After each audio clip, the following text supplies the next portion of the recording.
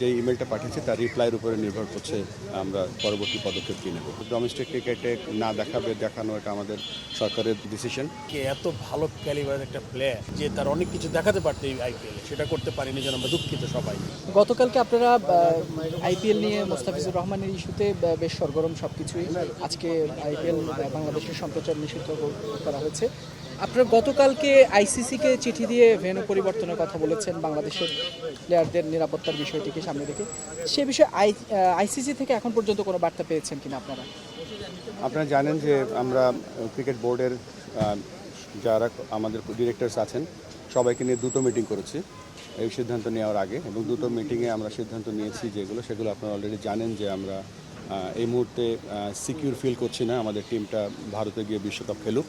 তো আমরা আইসিসিকে চিঠি লিখেছি এবং চিঠিতে আমরা পরিষ্কারভাবে জানিয়ে দিয়েছি আমরা কি বলতে চাচ্ছি, কেননা আমাদের কাছে মনে হচ্ছে সিকিউরিটি একটা বড় কনসার্ন এবং সেটা ফলো করছি। আমরা আইসিসিকে মেল পাঠিয়েছি এবং আমরা সাথে সাথে তাদের কাছ থেকে একটা মিটিং করার জন্য তারা আমাদেরকে বলবে খুব তাড়াতাড়ি, সেখানে আমাদের কথাগুলো আমরা এক্সপ্রেস করবো। বাট যে ইমেলটা পাঠিয়েছি তার রিপ্লাইয়ের উপরে নির্ভর করছে আমরা পরবর্তী পদক্ষেপ কী নেব।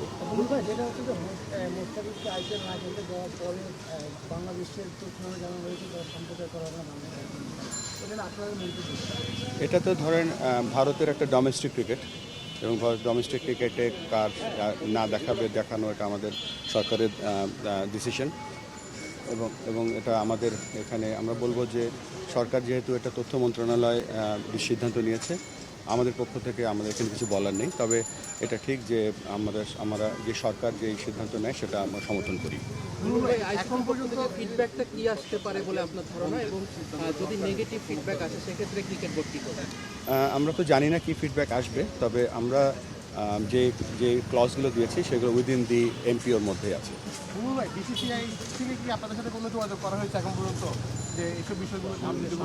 বিসিসিআইয়ের সাথে আমাদের যোগাযোগ নেই।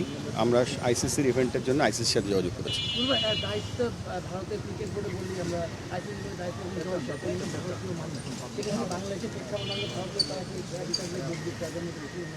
না, এই ব্যাপারে আমি কিছু জানি না।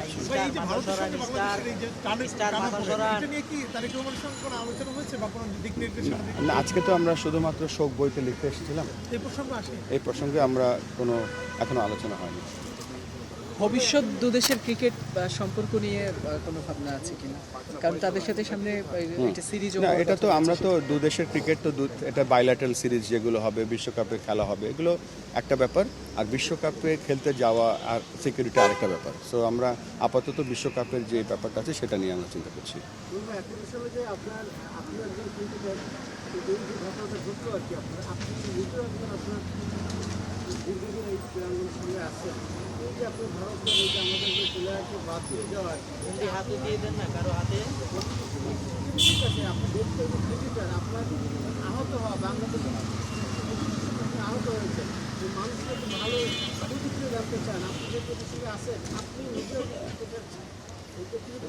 না, দেখেন, মোস্তাফিজ আমাদের দেশের অন্যতম একজন খেলোয়াড়, আমাদের ইতিহাসের অন্যতম সেরা ফাস্ট বোলার, এবং আমরা এখানে ফারুক ভাই আছেন, খালেদ মাসুদ পাইলট আছেন, এখানে অনেক ক্রিকেটার্সরা এখানে আছেন।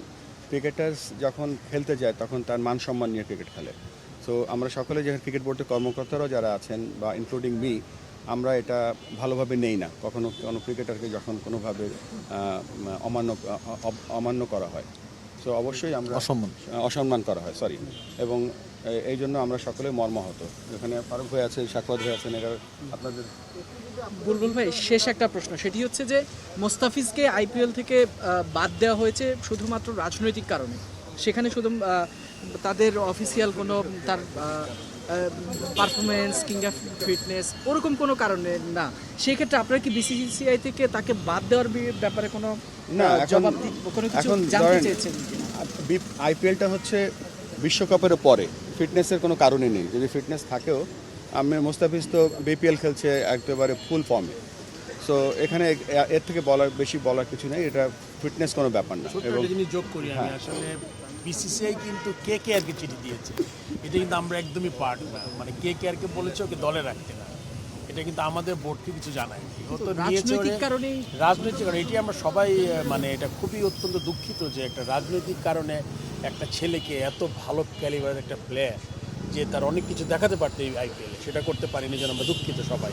এবং এটা আপনি জানেন, শুধু মানে আমরা তো অবশ্যই দুঃখিত, প্রেসিডেন্ট বলেছেন অলরেডি।